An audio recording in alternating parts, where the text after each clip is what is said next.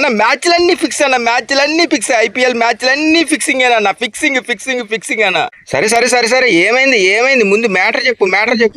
చూసే కదన్న మ్యాచ్లన్నీ ఎలా ఫిక్సింగ్ జరుగుతున్నాయో. మొన్నేమో హైదరాబాద్ మ్యాచ్ చూడ ఎలా జరిగిందో, మొన్న లక్నో మ్యాచ్ ఎలా జరిగింది, పంజాబ్ మ్యాచ్ ఎలా జరిగింది, అన్ని ఫిక్సింగ్ మ్యాచ్లైనా ఫిక్సింగ్ అన్న.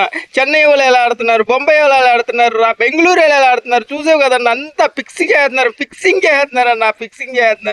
ఈ ఫిక్సింగ్ మ్యాచ్లు నమ్ముకొని 10 లక్షలు పోగొట్టుకున్నానన్న, 10 లక్షలు పోగొట్టుకున్నాను ఫిక్సింగ్ మ్యాచ్లేనా. ఐపీఎల్ అంతా ఫిక్సింగ్ మ్యాచ్లేనన్నా. అసలు నేను బెట్టేవాడేమన్నాడు అంటే అది ఏమన్నాడు రా? అసలు నిన్ను ఎవడేమన్నాడు రా? బెట్టో నీకు దురదెక్కి బెట్టలేసి వాళ్ళు ఫిక్స్ చేశారు, వీళ్ళు ఫిక్స్ చేశారు అన్నారు.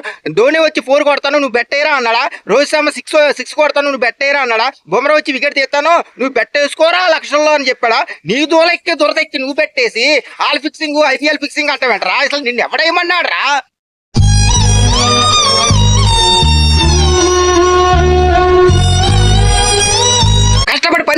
కష్టపడి పని చేసుకో. ఇలా ఈజీగా వచ్చిన మన ఈజీగానే పోతుందిరా. కష్టపడి పని చేసుకోరా.